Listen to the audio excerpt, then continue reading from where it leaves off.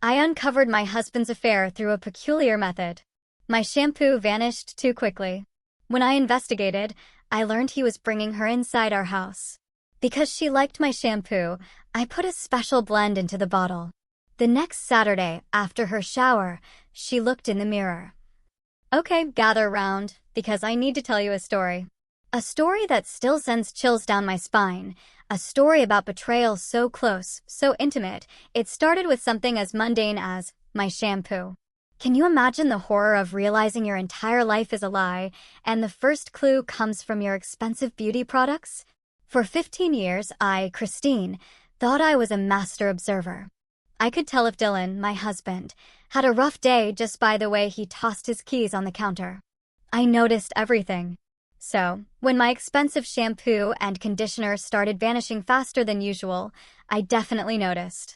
I mean, standing in the shower that Wednesday morning, tilting this sleek, purple bottle, watching this thick, luxurious liquid barely coat my palm, my brow furrowed. I'd bought that bottle, a $58 luxury, just 2 weeks ago, and it was practically empty. This wasn't just annoying, it was an expensive, baffling mystery. The familiar scent of lavender and jasmine filled the steamy bathroom as I massaged it into my thick, black hair. I'd splurged on this brand, a little indulgence I allowed myself, despite Dylan's occasional eye rolls about my unnecessary expenses. It made my hair feel like silk. And honestly, at 38, with those first hints of gray appearing, I felt entitled. But what made the disappearing act truly bizarre was Dylan, my husband of 15 years. The man lost most of his hair in his mid-30s. Now, at 43, what little he had left was shaved close. He used regular soap. He even joked about saving money on hair products. So, it couldn't be him. I rinsed my hair, stepped out, and wrapped myself in a fluffy towel. As I wiped the condensation from the mirror, my reflection stared back, intelligent green eyes, magnified by my glasses. I put them on immediately after my shower, a lifetime habit from being severely nearsighted. As I moisturized, my movements deliberate, a knot began to tighten in my stomach. Dylan was already in the kitchen, dressed in his charcoal suit, scrolling on his phone, sipping coffee from his favorite mug, the one I'd given him for our 10th anniversary. He barely looked up when I poured my own cup. "Dylan," I asked, trying to keep my voice casual, stirring honey into my coffee, "have you noticed anything strange about the bathroom supplies lately?" His fingers paused momentarily over his phone screen. "Strange how?" "My shampoo. It's almost gone. I just bought it 2 weeks ago. It should last at least a month." I watched his face. A slight tightening around his eyes. "I saw it. Maybe you're using more than you realize," he replied, still not meeting my gaze. "Or maybe there's a leak in the bottle." I took a slow sip. "Maybe." I let the word hang there. "It's just odd because it's happening with my conditioner, too. And you obviously don't use either." He finally looked up, his expression briefly unreadable, then he just shrugged. "I don't know what to tell you, Chris. Maybe check if the bottles are cracked." I just nodded, watching him quickly drain his cup and stand. "I should get going. Big client meeting today." He leaned down, a quick, perfunctory kiss on my cheek, not like the kisses we used to share. "Don't wait up tonight. I might have to work late again."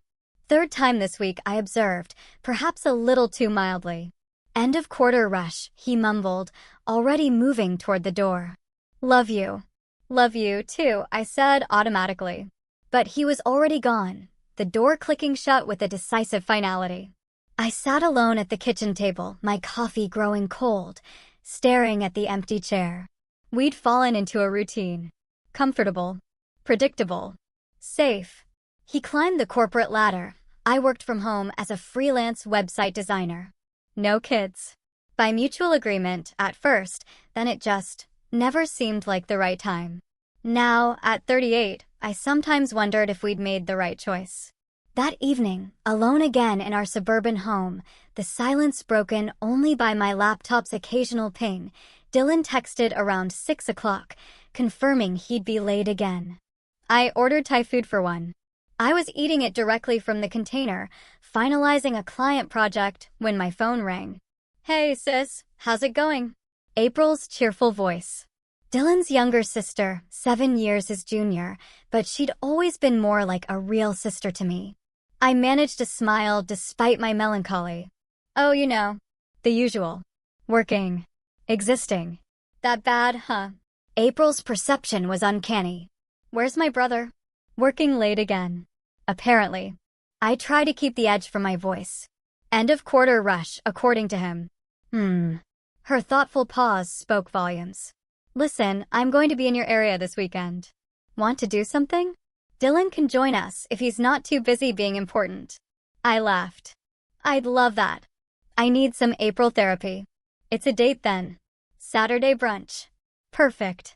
After we hung up, I felt a little lighter. Something to look forward to. I finished work around 9, then decided to pamper myself. I ran a bath. But as I reached for my fancy bath bomb, another self-bought treat, I noticed it too was almost gone. The package of 12, reduced to just 3. I'd only used 2 myself. A strange, cold stone feeling settled in my stomach. First the shampoo, now this. I tried to dismiss it. Maybe I'd used more than I remembered. Maybe the package had fewer than I thought. But doubt had taken root. I couldn't shake it. That night, I lay awake, staring at the ceiling. The other side of the king-sized mattress was empty and cold. Dylan had texted at 11 o'clock, saying he'd just crash at a hotel near the office. Logical. Reasonable. And yet, my thoughts drifted to the shampoo, the bath bombs, the late nights, the distracted kisses. Small things, really. Nothing concrete. Nothing worth confronting him about. But together, they were forming a picture I wasn't ready to see clearly. I turned on my side, pulling the covers tighter. Tomorrow, I'd look for more clues. Tomorrow, I'd pay closer attention. Tomorrow, I'd either confirm my suspicions or put them to rest for good. I didn't fall asleep until after midnight. And when I did, my dreams were filled with empty bottles and closed doors, just out of reach, no matter how fast I ran. The next morning, I woke to the sound of the shower. Dylan was home. He'd apparently arrived while I was still asleep. I glanced at the clock, 6:35. Unusually early for him. I lay still, listening, imagining my husband under the spray, washing away. What? Long hours at the office? Or something else? When he emerged from the bathroom 20 minutes later, towel wrapped around his waist, he seemed surprised to see me awake. Morning, he said, offering a smile that didn't quite reach his eyes. Sorry if I woke you. It's fine, I replied, watching him select a navy suit from the closet. How was your hotel? Fine. Nothing special. He dressed quickly, his back to me. Just crashed and got up early to come home and shower before my 8 o'clock meeting. I nodded, though he wasn't looking at me to see it. Will you be late again tonight?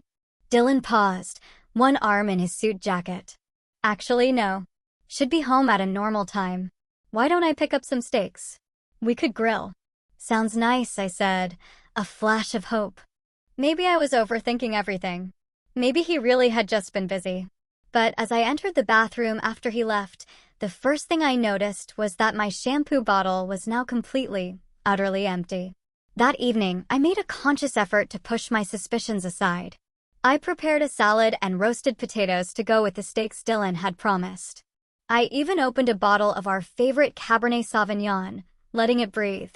By 6:30, the table was set with our wedding china, something we hadn't used in months. Dylan arrived promptly at 7 o'clock, paper bag from the butcher shop in hand, greeting me with a more genuine smile than I'd seen in weeks. Wow, you went all out, he commented, surveying the dining room.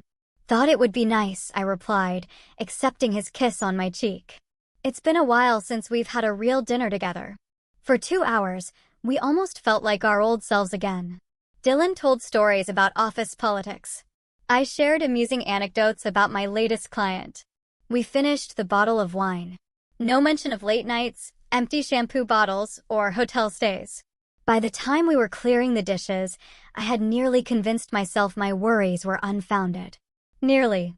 As Dylan loaded the dishwasher, a chore he only performed when in an exceptionally good mood, his phone buzzed on the counter.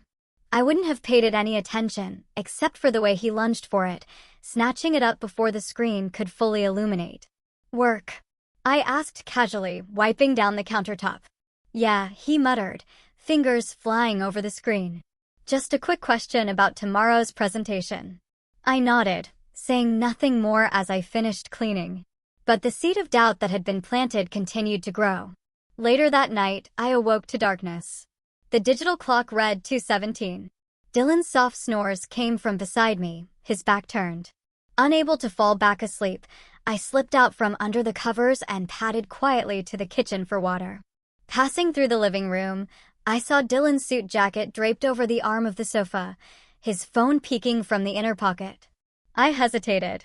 My throat was suddenly dry for reasons unrelated to thirst. I'd never been the type to snoop. Always respected his privacy. We trusted each other. Or at least, we were supposed to. But the empty shampoo bottle, the late nights, the way he'd grabbed his phone earlier. Before I could second-guess myself, I reached for it. The screen lit up, showing a lock screen photo of us from Hawaii 3 years ago. Happy sun-kissed faces smiled back. I tried my birthday as the passcode. Nothing. I tried our anniversary date. Nothing. Growing colder inside, I pressed my thumb against the fingerprint scanner, a method that had always worked when I needed his phone. Access denied. I stared at the screen in disbelief. Dylan had removed my fingerprint from his phone's security settings. When? Why? I returned the phone exactly as I'd found it and retreated to the kitchen, my hands shaking slightly as I filled a glass from the dispenser. The cold liquid did nothing to dispel the lump in my throat. In 15 years, we'd had an open phone policy. Not that we regularly went through each other's devices, but there had never been secrets. Never been locks the other couldn't open. Until now. The next morning, I woke to an empty bed and a text. Head to work early. Dinner at 7. I'll pick up Italian. Normal. Ordinary. As if nothing had changed. But everything had changed. I could feel it in the growing hollow in my chest, in the suspicions I could no longer ignore. I needed proof. Either to confirm my fears or, hopefully, to put them to rest. After a shower, during which I noted with grim satisfaction that Dylan had replaced my empty shampoo bottle with a new one, I dressed carefully. A flattering blouse, jeans. Light makeup. I ran a straightener through my dark hair. A plan was forming, though each step of it made my stomach clench with anxiety. At the upscale beauty supply store in the mall, I purchased an identical bottle of my shampoo and conditioner. The sales associate recognized me. Back so soon? Didn't you just buy these 2 weeks ago? I forced a smile. They're just so good. I'm going through them faster than expected.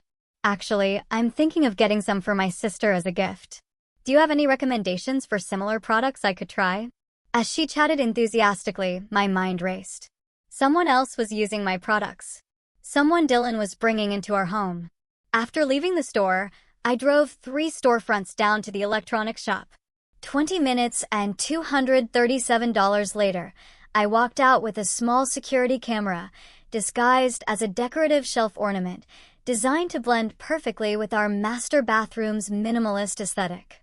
My heart pounded as I installed it that afternoon, positioning it on the shelf across from the shower. It would notify me of any movement. This is insane, I whispered to myself, testing the camera's angle. I'm spying on my own husband. But I couldn't stop now. I needed to know. I spent the rest of the day alternating between work projects and checking the new bottle of shampoo I'd placed in the shower. I'd marked the level with a tiny dot of clear nail polish on the outside, invisible unless you were looking for it, but unmistakable to my examining eye. By the time Dylan arrived home with takeout from our favorite Italian restaurant, I'd composed myself enough to greet him with a convincing smile. We ate pasta at the kitchen island, making small talk. If he noticed anything unusual about my behavior, he didn't comment. Any plans this weekend? He asked casually, twirling linguine around his fork. I took a sip of water. Actually, yes. April's coming by for brunch on Saturday. You're welcome to join us if you're not busy. Dylan nodded. I should be able to make it. Where are you meeting? That new place on Maple Street. Supposed to have amazing eggs Benedict. Sounds good. What time? 11. The conversation shifted, but my mind remained fixed on Saturday. Not because of brunch with April, but because of what I planned to do afterward. If my suspicions were correct, Dylan would find some excuse to be out of the house for several hours that Saturday afternoon. He always did, claiming he needed the gym or errands. This time, I would know exactly what happened in our home while I was gone. Friday passed in a blur of client calls and nervous anticipation. Dylan came home at his usual time. We watched a movie together, my head on his shoulder, like old times. He smelled of his familiar cologne. When his arm wrapped around me, I almost broke down and confronted him. But I held back. Without proof, it would be his word against my suspicions. I needed to be certain. Saturday morning dawned bright and clear. I woke before Dylan and slipped quietly from bed to make coffee. While waiting for it to brew, I checked my phone. No notifications from the bathroom camera. Either no one had used that shower since I'd installed it, or Dylan had discovered the device and disabled it. The latter thought sent a chill through me. But when Dylan shuffled into the kitchen in his pajama pants, rubbing sleep from his eyes, his behavior seemed perfectly normal. He accepted the mug of coffee I offered with a sleepy thanks and joined me at the table. "Still on for brunch?" he asked between sips. "Absolutely." April texted last night to confirm. Dylan nodded, scrolling through headlines on his tablet. I might not stay the whole time, though. Thought I'd hit the gym afterward. Maybe stop by the office to finish up some paperwork. I kept my expression neutral, even as my heart rate accelerated. "On a Saturday? You've been working so much lately." He shrugged. "End of quarter crunch. It'll calm down soon. I promise." "Sure," I replied, rising to rinse my empty mug.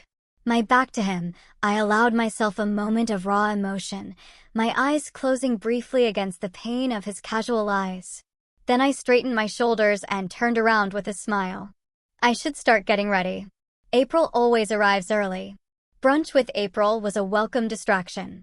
She was perceptive, but today, I was grateful she dominated the conversation with stories about her job as an elementary school principal. Dylan, as predicted, begged off after an hour, kissing my cheek and promising to see me at home later. "Is everything okay?"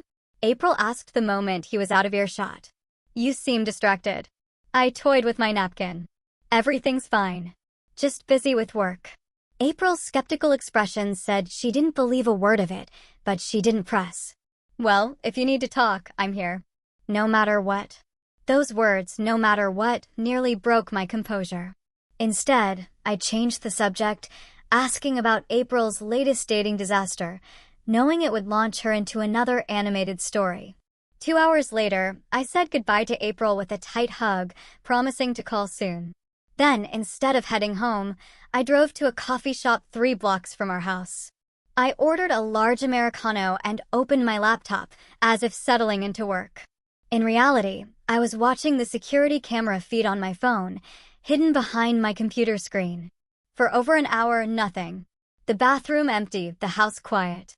I was beginning to think I'd been wrong. Then a notification pinged. "Motion detected." My fingers trembled as I tapped the alert. The live feed filled my screen. Someone was entering the bathroom. Not Dylan. A woman. Young, blonde, stunning. She moved with the confidence of someone familiar with the space, setting a designer purse on the counter before beginning to undress. I watched, frozen, as the stranger, who couldn't be more than 28 or 29, stepped into the shower and reached directly for my new bottles of shampoo and conditioner. The betrayal, now confirmed beyond any doubt, hit me like a physical blow. I couldn't breathe. Couldn't think. The coffee shop around me faded to background noise. I just stared at the screen, watching a complete stranger use my shower, my expensive products, moving through my home as if she belonged there. She finished her shower, wrapped herself in one of our fluffy towels, my towel, and left the bathroom, presumably heading to the bedroom. I couldn't bear to watch anymore. I closed the app with shaking fingers, packed up my laptop, and sat in my car for 20 minutes, trying to calm my racing heart enough to drive. I had my answer now. The mystery of the disappearing shampoo had been solved in the worst possible way. I drove aimlessly for nearly an hour, my vision occasionally blurring with unshed tears. I refused to cry. Not yet. Crying meant acceptance, and I wasn't ready to accept that my 15-year marriage had been reduced to secret bathroom cameras and stolen shampoo. Eventually, I found myself parked at a scenic overlook outside of town, the same spot where Dylan had proposed all those years ago. The irony wasn't lost on me. I sat on the hood of my car, watching the sun begin its descent, and finally allowed myself to think clearly. The woman was beautiful. Blonde. Probably a decade younger than me. The kind of woman who turned heads. The kind of woman Dylan would notice. My phone buzzed. A text from my husband. Heading home now. Want me to pick up anything for dinner? So casual. So normal. As if there wasn't currently a stranger in our home, using our shower, probably lying in our bed. The bed where I'd slept every night for 15 years. Where we'd made love, whispered dreams. I didn't respond. Instead, I opened the security camera app again. The blonde woman, now dressed in form-fitting jeans and a silky blouse, was applying makeup at my vanity. Using my makeup brushes, my foundation, my mascara. The violation was breathtaking in its thoroughness. Then, a notification from my doorbell camera. Dylan was home. I watched him enter the house, calling out something I couldn't hear. Moments later, he appeared in the bathroom doorway behind the blonde woman, wrapping his arms around her waist, kissing her neck as she smiled at him through the mirror. I closed the app, suddenly nauseous. I needed a plan. Confronting them now, while I was emotional and they were together, would only end in chaos. Despite the rage simmering beneath my skin, I prided myself on my self-control. This situation called for something more calculated than a dramatic confrontation. By the time I pulled into April's driveway 40 minutes later, I had composed myself enough to explain the situation without breaking down. April answered the door in sweatpants, her expression shifting from surprise to concern as she took in my pale face. "I need to stay here tonight," I said simply. "And I need your help." Inside, seated at April's kitchen counter with a glass of whiskey neither of us normally drank, I showed her the video footage. April's face cycled through shock, disgust, and finally, a cold anger I'd never seen before. "That absolute bastard," April whispered, her knuckles white around her own glass. "In your house. In your bed." She looked up, eyes flashing. "Tell me what you need." "Anything. I need somewhere to stay this weekend, and I need to go shopping tomorrow." My voice was steadier than I expected. "I have a plan." April didn't ask questions. She simply nodded and showed me to the guest room. As I lay in the unfamiliar bed, my phone buzzed repeatedly with texts and calls from Dylan, each more concerned than the last. "Where are you? Are you okay? Please call me when you get this. Chris, I'm getting worried. Please let me know you're safe." I sent a single text in response, "Staying at a friend's. Need some space. Call tomorrow." His reply came instantly, "Is everything okay? Did something happen?" The audacity almost made me laugh.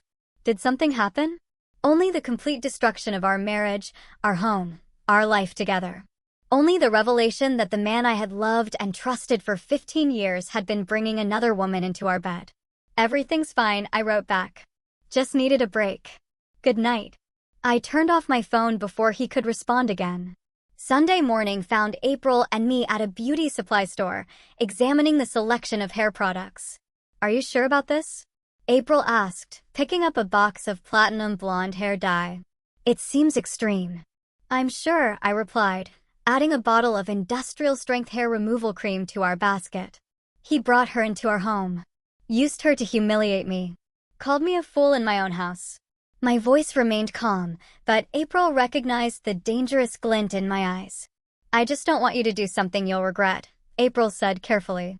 I gave her a sideways glance. "The only thing I regret is not realizing sooner what was happening right under my nose." I picked up a bottle of color-stripping solution and added it to our growing collection. Besides, I'm not hurting anyone.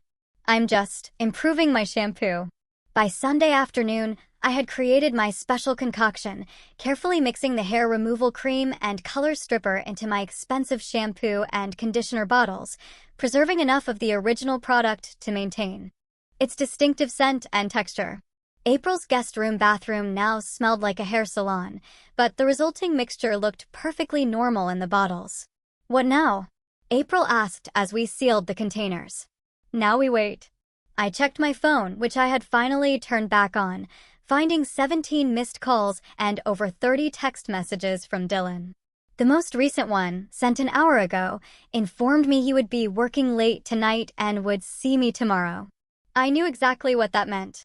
He was giving the blonde woman one more night in their bed before I returned home. Perfect. On Monday morning, I hugged April goodbye. "Are you sure you don't want me to come with you?" she asked, concern evident. "I'm sure. This is something I need to do alone." I loaded my overnight bag into my car and checked my appearance in the rearview mirror. Despite everything, I looked surprisingly good. My dark hair shining, green eyes clear behind my glasses, chin held high. Whatever happened next, I would face it with dignity. The house was empty when I arrived home. Dylan had already left for work. I moved through the rooms with new eyes, noticing small changes that had previously escaped my attention. A different arrangement of pillows on the bed. A wine glass in the dishwasher that wasn't from our set. A faint, unfamiliar perfume lingering in the air. I unpacked my overnight bag, then methodically stripped the bed, stuffing the sheets into the washing machine with twice the normal amount of detergent. I scrubbed the shower, replaced my makeup brushes with new ones, and cleaned every surface the blonde woman might have touched. By noon, the house was spotless. No trace of the intruder remained, except for the improved shampoo and conditioner bottles, which I carefully returned to their place in the shower caddy. My phone rang just after 1 o'clock. "Christine, you're home," Dylan said when I answered, his voice a mixture of relief and weariness. "Yes." I kept my response neutral, neither cold nor welcoming. "I've been worried sick, Chris. Where were you all weekend?" "I told you I needed some space. I stayed with a friend." A pause. "Which friend? You could have told me where you were going." I bit back a harsh laugh. The hypocrisy was staggering. I didn't realize I needed permission to have a weekend to myself. "That's not what I meant." Dylan backpedaled quickly. "I was just concerned. You've never disappeared like that before."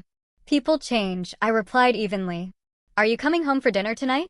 The abrupt change of subject seemed to throw him. Yes. I should be home by 6. "Good. I'll cook something." After hanging up, I sent a text to April. "Operation Shampoo is a go. He'll be home tonight, but I'm guessing she'll visit while I'm at my dentist appointment tomorrow afternoon." April's response came quickly. "Be careful. Call me if you need anything." The evening with Dylan was an exercise in self-control. I prepared a simple meal of grilled chicken and vegetables, responding to his cautious conversation with pleasant but non-committal answers. If he noticed anything different about my demeanor, he didn't mention it. He seemed relieved that I wasn't questioning his weekend activities or my own absence, taking my apparent forgiveness at face value. "I missed you," he said as we cleared the dinner dishes, attempting to pull me into an embrace. I allowed a brief hug before stepping away. "I have a headache. Think I'll turn in early tonight." Disappointment flashed across his face, but he nodded. "Of course. Get some rest." In bed, I lay with my back to him, listening to his breathing slowly even out into sleep. When I was certain he wouldn't wake, I carefully reached for his phone on the nightstand. As expected, it was still locked. My fingerprint no longer recognized. But now I had a different approach. Gently lifting his hand, I pressed his thumb against the sensor. The phone unlocked instantly, revealing a home screen with several notifications, mostly work emails and news alerts. I navigated to his messaging app, looking for conversations with unknown numbers or suspicious contact names. I found what I was looking for under a contact labeled BM Photography, clearly a thinly veiled reference to Brittany McAllister. The most recent exchange had been that morning. "Dylan, she's back home. Not sure what's going on, but she seems fine. Almost too fine." "Brittany, did she say where she was all weekend?" "Dylan, just with a friend. Didn't push it." "Brittany, smart. Are we still on for tomorrow?" "Dylan, yes. She has a dentist appointment at 2 o'clock. Should be gone for at least an hour." "Brittany, perfect. Miss you already. Last night was amazing." "Dylan, it was. See you tomorrow, beautiful." My stomach churned, but I forced myself to keep reading, scrolling up through days of messages. Intimate exchanges. Explicit photos. Plans for their meetings. I found the conversation from the day I had discovered the shampoo issue. Brittany, so the dummy finally noticed her fancy shampoo disappearing. Dylan, yeah, mentioned it this morning. Told her maybe there was a leak in the bottle. Brittany, well, it is amazing shampoo. My hair has never looked better. Worth every penny she paid. The casual cruelty took my breath away. They weren't just having an affair. They were laughing at me, mocking me in my own home, using my things, sleeping in my bed. And all the while, Dylan had been playing the role of devoted husband, kissing my cheek each morning, asking about my day, sleeping beside me at night after spending the afternoon with his mistress. Carefully, I placed the phone back exactly as I had found it and returned to my side of the bed. Sleep wouldn't come, but that was fine. I had confirmation now. And tomorrow, while I pretended to be at a dentist appointment, Brittany McAllister would receive a surprise that would make her regret ever touching my shampoo. The next day unfolded according to plan. I left the house at 1:45, telling Dylan I had a 2 o'clock dental cleaning. Instead of driving to the dentist, however, I parked at a coffee shop with a clear view of our street, watching through my car window as a sleek silver convertible pulled into our driveway at precisely 2:15. Brittany stepped out, sunglasses perched on her perfect blonde hair, a small overnight bag in hand. She let herself in with a key Dylan must have given her, and disappeared inside. I waited, sipping my coffee, as the minutes ticked by, imagining the scene playing out in my bathroom. The shower turning on. The expensive shampoo being poured into a palm. The luxurious lather. The blissful ignorance. At 3:30, I drove home, timing my arrival for when Dylan would expect me back. I parked, noting with satisfaction that the silver convertible was gone. Perfect timing, I thought. Dylan was in the kitchen when I entered, seemingly engrossed in his laptop. "How is the dentist?" he asked without looking up. "Fine," I replied, hanging my purse on the hook. "The usual cleaning. No cavities." "Good, good," he mumbled, eyes still fixed on his screen. I moved through the house with casual purpose, noting the subtle signs of Brittany's visit. A damp towel hung slightly askew. The faint scent of unfamiliar perfume. In the bathroom, I checked the shampoo and conditioner bottles. Both had been used, the levels noticeably lower. The trap was sprung. Now, all I had to do was wait for the results. The effects of my special shampoo formula didn't take long to manifest. The very next morning, while I was preparing breakfast, my phone chimed with a notification. From the bathroom security camera. I'd almost forgotten I'd left it running. Excusing myself to the bedroom, I checked the footage. Dylan was on the phone. His voice hushed, but clearly agitated. "What do you mean, emergency? Can't you just wear a hat?" A pause as he listened. "That bad? Are you sure it's not just, I don't know, an allergic reaction or something?" Another pause. Okay, I'll come over, but I have to make up some excuse to Christine. Give me 30 minutes. I quickly closed the app and returned to the kitchen, arranging my features into a mask of domestic tranquility just as Dylan entered, his expression tense. "Hey, something came up at work. One of the junior associates messed up some client files, and I need to go sort it out." On a Wednesday morning? I raised an eyebrow, the picture of innocent confusion. Can it wait until after breakfast? Unfortunately, not. He was already grabbing his keys. "It's time sensitive. Not sure how long it'll take. I'll text you." Of course, I nodded, watching him rush out the door without even a perfunctory goodbye kiss. Once his car pulled away, I allowed myself a small, satisfied smile. Phase 1 of my plan was complete. Later that afternoon, working on a client's website, I received a text from April. "Can you talk? It's important." I stepped away from my computer and called her immediately. "You will never believe who I just saw at Meridian Medical Plaza," April said without preamble. "Your husband's little girlfriend coming out of Dr. Morris's dermatology office, wearing the biggest hat I've ever seen. And enormous sunglasses." Even with all that, I could tell she was crying. I fought to keep my voice neutral. "Really? That's interesting." "Christine." April's tone was knowing. "What exactly did you put in that shampoo?" Just a little hair color remover and some depilatory cream, I replied innocently. Nothing dangerous. Well, whatever it was, it clearly worked. She looked absolutely devastated. April paused. Are you going to confront Dylan now? Not yet, I said, my plan crystallizing further with each development.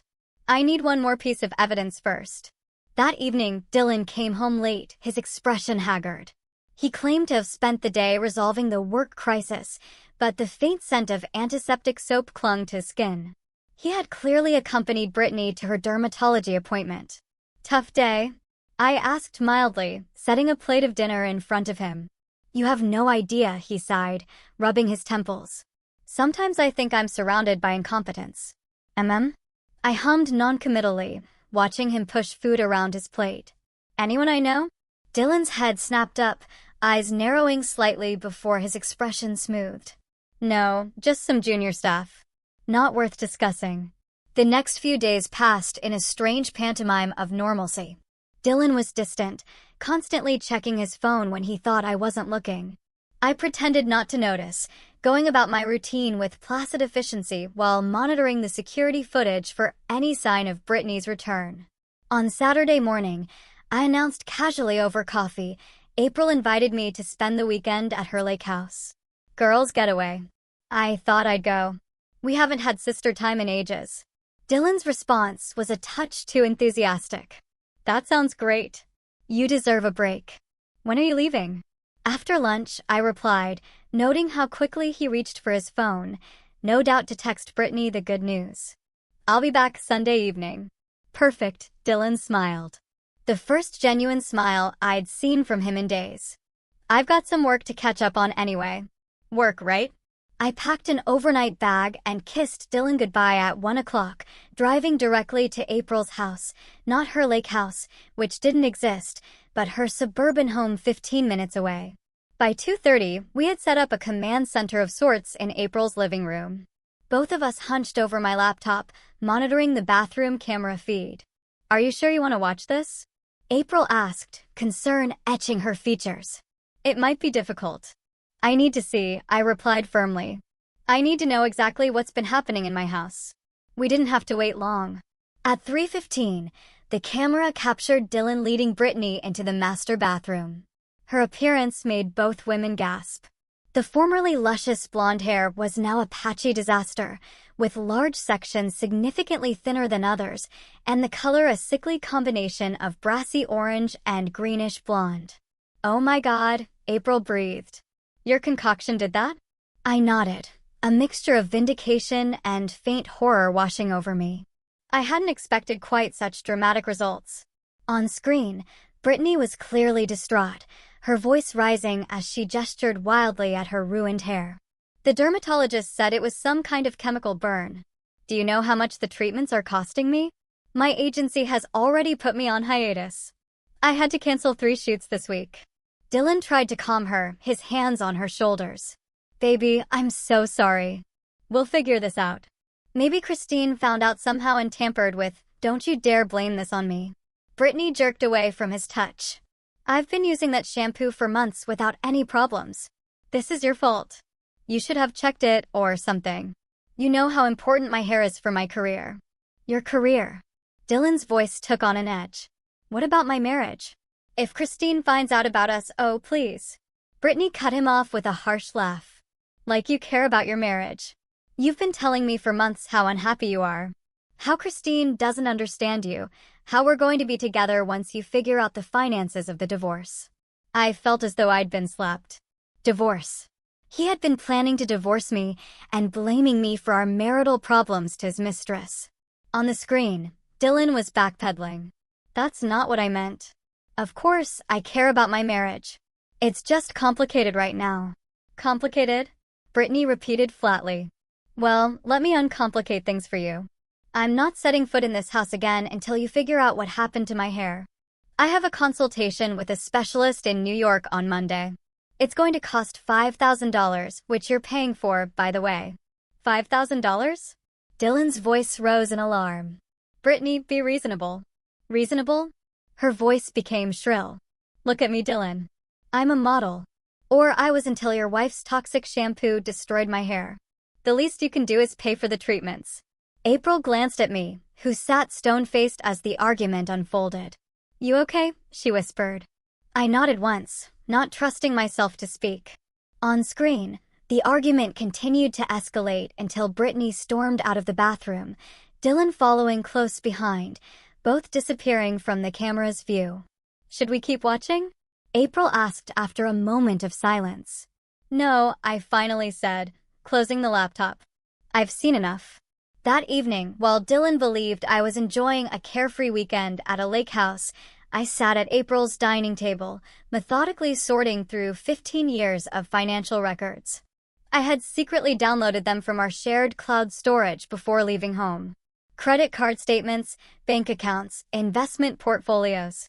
I examined everything with the detached precision of an auditor, making notes, highlighting discrepancies. What exactly are you looking for? April asked, setting a cup of tea beside me. Ammunition, I replied without looking up. And insurance. See here. By Sunday morning, I had compiled a comprehensive financial history of our marriage, including several concerning discoveries. A separate checking account Dylan had opened 6 months ago, into which he had been transferring small amounts regularly. Suspicious charges on his personal credit card at high-end restaurants and hotels on days he claimed to be working late.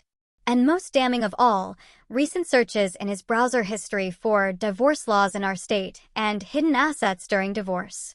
That bastard was planning to leave you, April said, looking over my findings. And probably trying to hide money before filing. Yes, I agreed, my voice remarkably steady, but he made a crucial mistake. What's that? He underestimated me. I gathered the documents into a neat folder. He forgot that I'm the one who organized our finances for 15 years. I know where every penny is. April studied my composed face. What are you going to do now? Now, I smiled, though the expression didn't reach my eyes. Now I go home and have a long overdue conversation with my husband. When I arrived home Sunday evening, rolling my overnight bag through the front door with deliberate noise, I found Dylan in the living room watching football, an empty pizza box on the coffee table. He looked up with practiced casualness. Hey, how is the lake house? There is no lake house, I replied calmly, setting my purse down. April doesn't have a lake house. Never has. Dylan's expression faltered. What? Then where were you? At April's regular house, watching you and your girlfriend argue about her ruined hair through my bathroom security camera. The color drained from Dylan's face so quickly that under different circumstances, I might have been concerned for his health. He opened his mouth, closed it, then opened it again. No words emerged. Don't bother denying it, I continued in the same calm voice, moving to sit in the armchair across from him.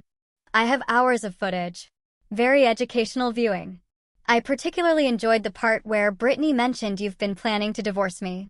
Christine, I can explain. Can you? I asked. Can you explain why you've been bringing another woman into our home for months? Why you gave her a key to our house?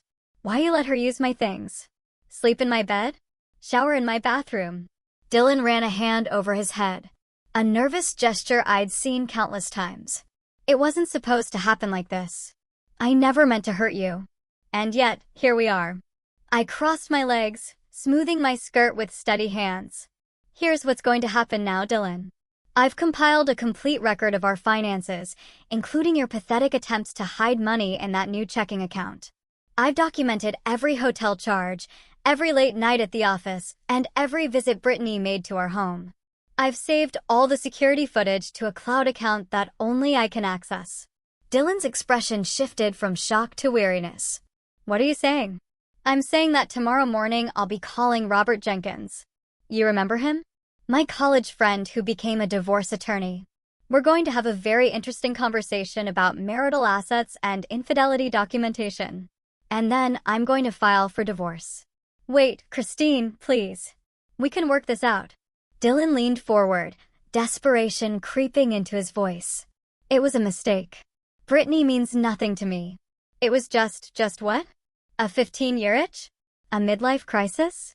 Does it matter? My composure finally cracked, pain flashing across my face.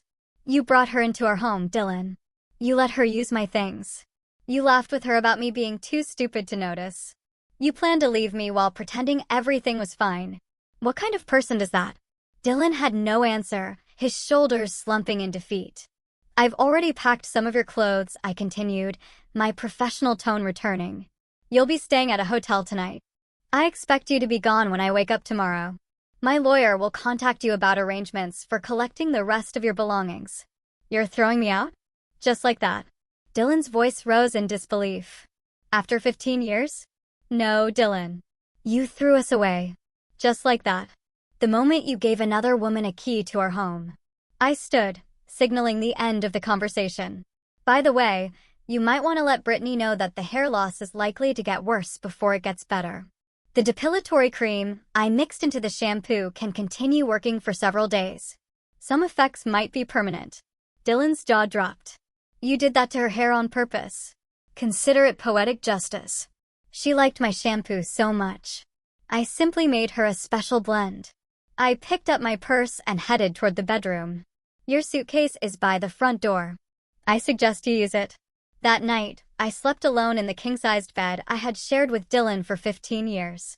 Instead of the emptiness I had expected, a strange sense of peace settled over me. The worst had happened. My marriage was over. My trust shattered. And yet, I had survived. Not only survived, but reclaimed my power in a situation where I had been made to feel powerless. As I drifted towards sleep, my phone chimed with a text from April. How did it go? Are you okay?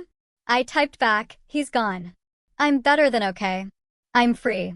And for the first time in months, I slept deeply and dreamlessly, unburdened by suspicion or doubt or the weight of lies. Whatever came next would be entirely my choice. 1 year later, I'm standing in the bright, airy kitchen of my new bakery, Sweet Beginnings, carefully piping delicate rosettes onto a 3-tiered wedding cake. Early morning sunlight streams through the large front windows, casting a golden glow over the pristine work surfaces. The scent of vanilla and freshly baked pastries fills the air, mingling with the rich aroma of brewing coffee from the small cafe area. This space, my space, it still feels like a dream sometimes. After the divorce was finalized 6 months ago, I used my portion of the proceeds from selling our house to make 2 investments, a charming 2-bedroom cottage on the quieter side of town, and this bakery. It has quickly gained a reputation for having the best custom cakes and pastries within 50 miles. That looks amazing, says Megan, the 23-year-old assistant I hired 3 months ago. Mrs. Edwards is going to love it. I step back to examine my work, adjusting my glasses as I scrutinize the delicate sugar flowers. I think it needs a bit more shimmer on these petals, I murmur, reaching for the edible pearl dust. The bell above the shop door chimes. Megan glances at her watch. That's odd. We don't open for another 30 minutes. It's probably April, I reply without looking up. She said she might stop by. But it wasn't April who appeared in the kitchen doorway a moment later. It was Brittany McAllister. My hands freeze mid-motion, the pastry bag suspended above the cake as I stare at the woman who had once used my shampoo, slept in my bed, and contributed to the end of my marriage. Brittany looks markedly different from the stunning model in the security footage. Her once luxurious blonde hair is now cut in a severe, chin-length bob, clearly a strategic choice to deal with the uneven regrowth. She appears thinner, her designer clothes hanging somewhat loosely on her frame. Hello, Christine, Brittany says, her voice quieter than I remembered. Your assistant let me in. I hope that's okay. I carefully set down the pastry bag, wiped my hands on my apron, and turned to Megan. Would you mind watching the front for a few minutes and make sure Mrs. Edwards' cake delivery is prepared for noon? Megan nods, glancing curiously between us before retreating. What are you doing here? I ask once we're alone, my tone neither hostile nor welcoming. Simply direct. Brittany shifts uncomfortably, tucking a strand of her shortened hair behind her ear. I wanted to see you in person. To apologize? Apologize. I repeat flatly. It's been a year. I know. Brittany's gaze drops to the floor. It took me a long time to work up the courage. And to fully understand what I'd done. I lean against the counter, crossing my arms. And what exactly do you think you did, Brittany? I destroyed a marriage. I disrespected your home, your privacy. You. She looks up, meeting my eyes directly. I was selfish and cruel. There's no excuse for my behavior, but I want you to know that I've been in therapy for the past 8 months, trying to understand why I did what I did. I search for signs of insincerity or manipulation, but find none. There's a rawness to Brittany now, a vulnerability that hadn't existed in the confident, entitled model who had once called me a dummy in text messages to Dylan. And did you understand? I ask. Brittany nods slowly. Some of it. I was raised to value appearance above everything else.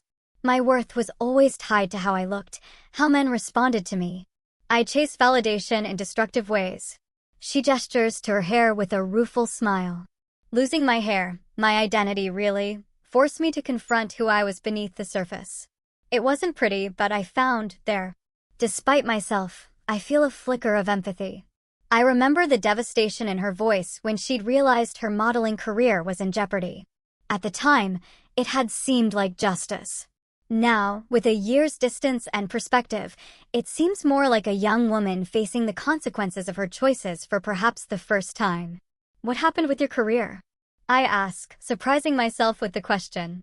It's over, Brittany replies simply. At least the modeling part. I lost all my contracts after the hair incident. Even when it started growing back, it wasn't the same. I wasn't the same. She pauses.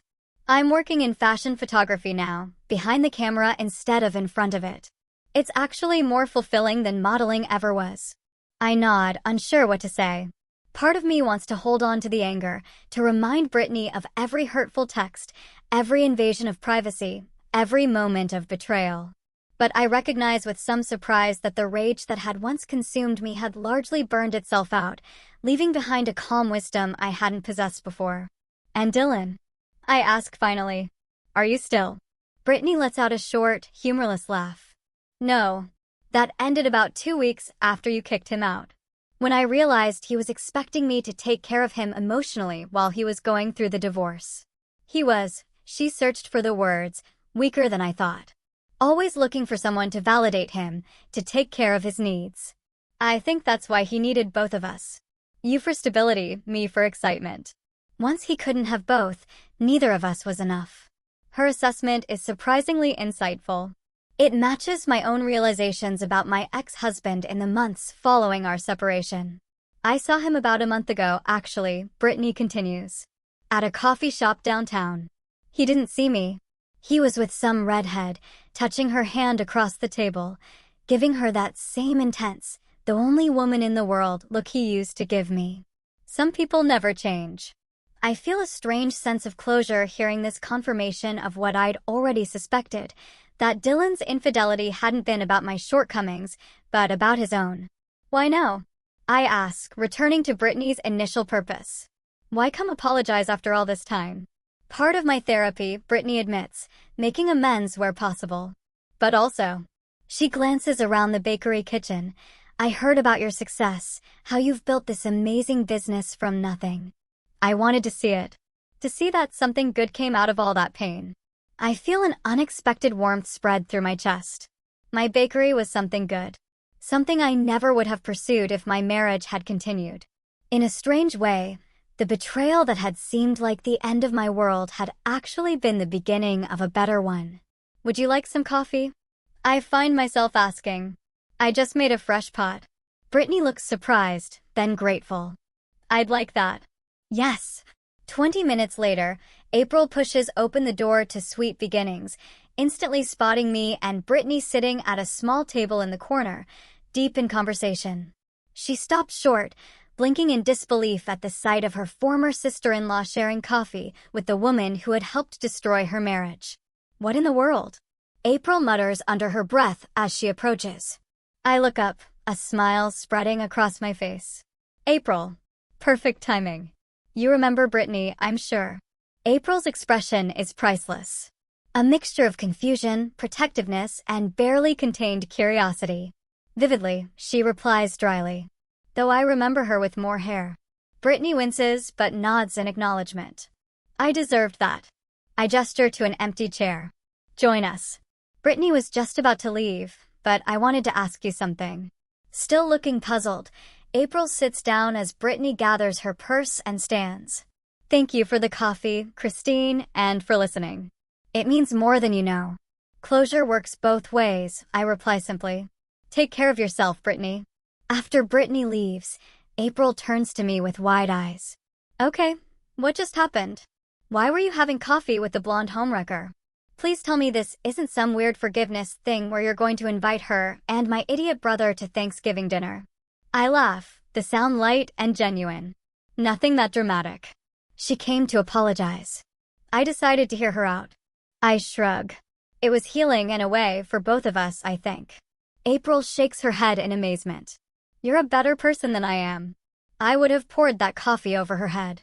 A year ago, I might have, I admit. But I've realized something important, April. Holding on to anger is like drinking poison and expecting the other person to die. I'm happy now. Genuinely happy. Why would I want to carry around all that bitterness? April studies me for a moment, then smiles softly. "You really are happy, aren't you? It shows.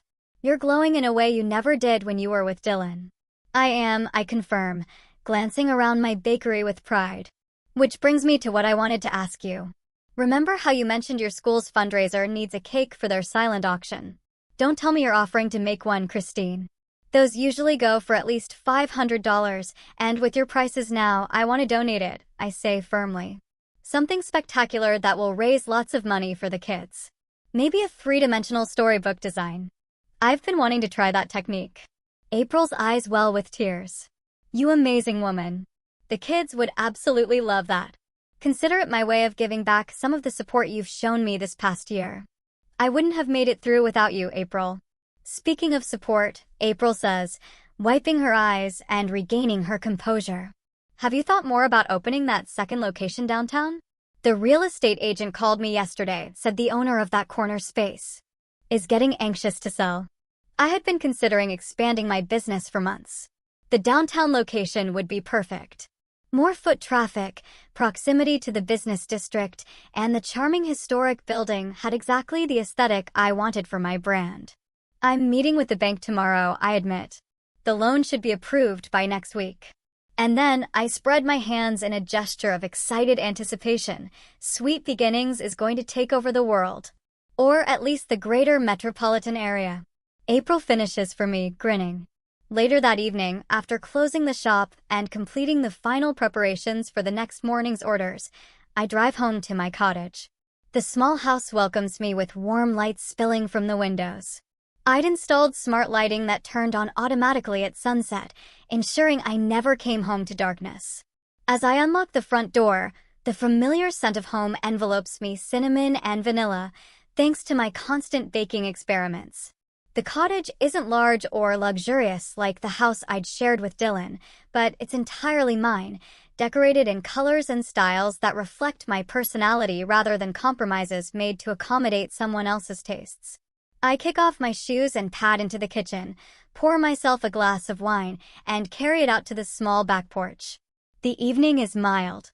The garden I'd planted in the spring is now lush with flowers and herbs. I settle into the comfortable porch swing, allowing the gentle motion to soothe me as I sip my wine and reflect on the day's unexpected visitor. Seeing Brittany again had stirred old memories, but not in the painful way I might have expected. Instead, the encounter had reinforced how far I had come since discovering Dylan's betrayal. How much stronger, more confident, and more genuinely myself I had become. The shampoo revenge, as April had dubbed it, hadn't just been about punishing Brittany for her role. It had been my first step toward reclaiming my power, toward refusing to be the unwitting fool in my own home. The plan had been calculating, perhaps even cruel, but it had also been necessary. A catalyst for the transformation that followed. I take another sip of wine, watching the sunset paint the sky in shades of pink and gold. I think about the Christine of a year ago. Devastated, humiliated, uncertain of her future. That woman could never have imagined sitting here now, successful business owner, financially independent, at peace with her past, and excited about her future. The cottage phone rings, interrupting my reverie. Few people have that number, mostly family and close friends. I set down my wine glass and go inside to answer it. Christine, it's James. James Sullivan, from the community college. The culinary arts program director who had reached out to me last month. James, hello.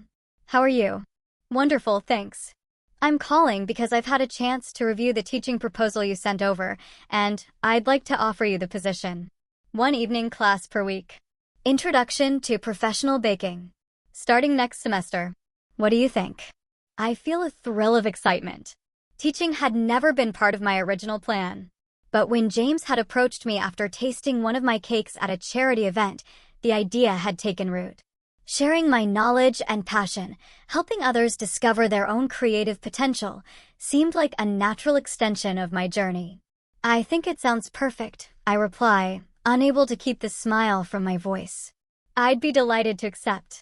After finishing the call and making arrangements to sign the contract next week, I return to my porch swing, a sense of contentment washing over me. Another new beginning. Another opportunity to grow. My phone chimes with a text message from April. Just heard from my friend at the courthouse. Guess who filed for bankruptcy today? Hint, he's bald and shares your former last name. I'm not surprised. Dylan had never been good with money, and without me managing our finances, it was only a matter of time before his spending habits caught up with him. According to April's occasional reports, he'd gone through 3 jobs since the divorce, each ending when his charm wore thin and his mediocre work ethic became apparent. I type back a simple response. That's unfortunate. Hope he lands on his feet eventually. And I mean it. I no longer wish Dylan ill, though I certainly don't wish him particularly well either. He simply occupies less and less space in my thoughts as time passes, becoming a chapter in my life rather than a defining aspect of my identity. The swing creaks gently as I lean back, gazing up at the first stars appearing in the twilight sky. I think about the woman Brittany described seeing with Dylan, the latest in what was likely a string of relationships following the same pattern. I feel a moment of sympathy for that unknown redhead, who has no idea she's stepping into a role that has been played before. But that's no longer my concern. My life now moves to a different rhythm. One set by the early morning mixing of batters, the precise timing of ovens, the creative challenge of designing cakes that are both beautiful and delicious. By evenings spent reading or gardening, or having dinner with friends who value me for myself, not for what I could provide. As darkness settles fully over my garden, I gather my empty wine glass and head inside. Tomorrow will be another busy day at Sweet Beginnings, 3 custom cake orders to complete, a catering job for a local business lunch, and a meeting with the bank about financing my expansion. I move through my evening routine with practiced ease. Washing my face, brushing my teeth, changing into comfortable pajamas. As I climb into bed, I notice the framed motto I'd hung on the wall when I first moved in, words that have become something of a personal mantra: the best revenge is living well. I smile as I turn out the light. If that's true, and I believe it is, then my revenge is complete and ongoing. Sweeter than any cake I could bake. More satisfying than any momentary triumph. In the darkness of my bedroom, in the home I have created for myself, I close my eyes and fall asleep with the peaceful certainty that the life I am building, day by day, is exactly the one I was meant to live. Not despite the betrayal that had once shattered my world, but because of how I had chosen to rise from those broken pieces, creating something new and wholly my own. And as for the expensive shampoo that started it all, I've switched brands entirely. My new favorite costs a quarter of the price and works just as well. Some luxuries, I've discovered, aren't worth their cost. But others, like independence, self-respect, and the courage to begin again, those are priceless. So, what do you think? After hearing all this, what would you have done in my situation? Have you ever had a moment where you realized your intuition was screaming at you, even when everything looked fine? Let me know in the comments below. I'm genuinely curious to hear your thoughts.